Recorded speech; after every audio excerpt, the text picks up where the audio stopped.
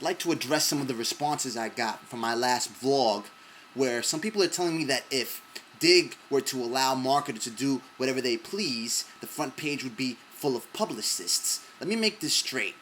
I'm not by any means advocating any marketers that are coming up with stories listing 50% off widgets or free trips to Bermuda if you give me all your registration info, email, phone, name, address, social security number, date of birth. None of that. I'm talking about marketers that come up with viral content, hot content, stuff that makes the front page and then goes beyond and makes the front page of New York Times and makes CNBC. You know, something at a Will It Blend standard. Something that just pops off, goes beyond the cascade of your friend's support and gets supported throughout the web and throughout the planet. You know, some subservient chicken type shit. Feel me? That's what I'm talking about. If you're a marketer that knows how to compile bad, ill, viral, diggable content, then by all means, go for it. And you should be allowed to do that. You should be allowed to syndicate that content on any platform. Feel me? Because the bottom line is that the front page is already full of marketers. New York Times, Huffington Post, Ars Technica, Time.com. These are all sites that have structured their stories in order to make them more diggable, more marketable to the Digg user. Do you think that when jailbreak apps get leaked, they're not being leaked to the correct person that will be an influencer and be able to syndicate this content effectively on the popular sections and front pages of these social media sites? You think they have Digg badges on these pages by accident? And Digg makes you feel as though we have a certain say as to whether this content reaches the front page. And we do if it's mainstream stuff.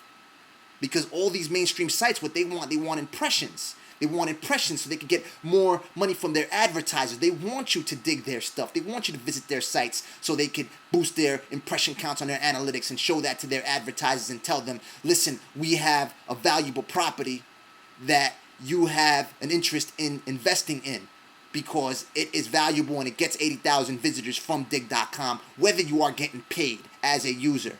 You're still part of this Digg economy.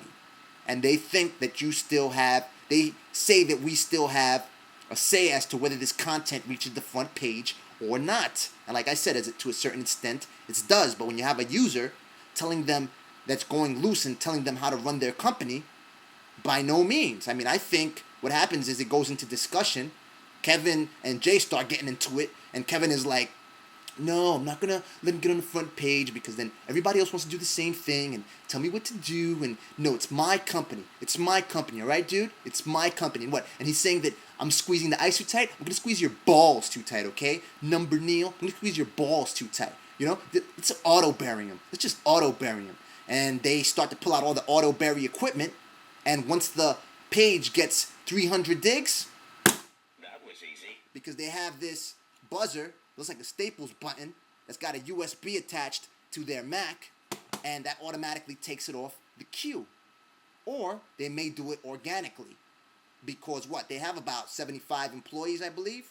Last round of funding, I think they doubled it to about 150. That may be enough to create an organic effect that'll take a story off the queue. So what I'm thinking is they have a Digg alert, and the Digg alert is like, Digg alert, dear Kevin and Jay is about to cross the front page threshold. Digg alert, dear Kevin and Jay is about to cross the front page threshold. And then Kevin, he just gets mad. He's like, oh, Jay, start the Barry sequence, dude. Start the Barry sequence. And Sideshow Bob, Jay Adelson, you know, he's got a deep and doofy voice. He's like, all right, fellas, start the Barry sequence. Everybody, all the teams, run to their desks. Get to your stations. All the potheads, they start dropping their joints and their blunts, and they start running to their desks. A long desk that looks like they're in Houston, and it's in NASA, and they're about to put the space shuttle in orbit. And Kevin, he gets up in front of everybody. He's got a megaphone, and he got a beer at the same time. Takes a swig out the beer. He's like, all right, the auto bury will be executed in T-minus 10 seconds. Okay, T-minus 10 seconds. You ready? Yeah, we're ready. All right. 10, 9, 8, 7. He takes a swig out of his beer. 6, 5, 4, takes another swig out of his beer. Oh, I dropped my beer. Oh, I dropped my beer. Oh, you're so funny, dude. You're so funny, dude. Then Alex Albrecht runs out of nowhere. He looks like George W. when he was in Yale. Starts cleaning everything up. He's like, hurry up, dude. We gotta execute the auto berry, dude. We gotta execute the auto berry. Hurry up, dude. Come on, dude. Come on, dude. All right, everybody, you ready? Where was that? All right, T minus 3, 2, 1. Execute auto berry. So everyone starts getting ready to execute their auto berries, and they want to do innovative berries. So, you know, they're all potheads. So the first guy, he's like, That was easy. then another guy, he thinks he's Brett Favre, goes up to the reception, catches the reception. That was easy. Another guy thinks he's Allen Iverson. That was easy. Another guy doing it behind the back. That was easy.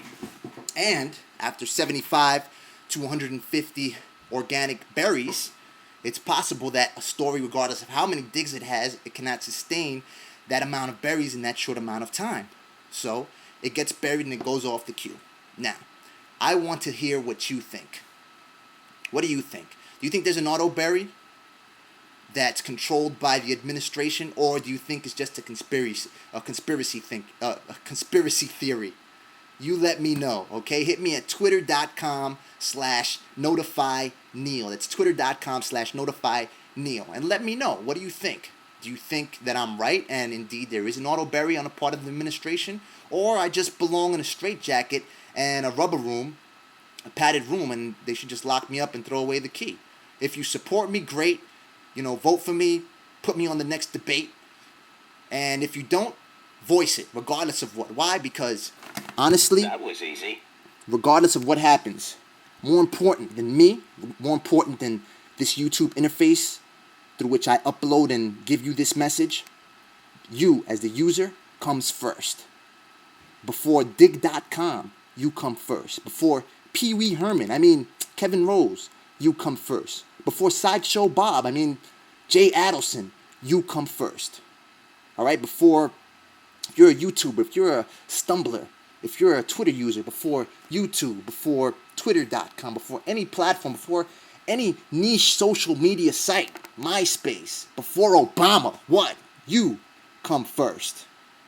I know and understand this because the day that you decide to join as one and log off of these platforms in unison, social media will cease to exist and Web 2.0 will disappear forever and be cited as merely a one-time wonder.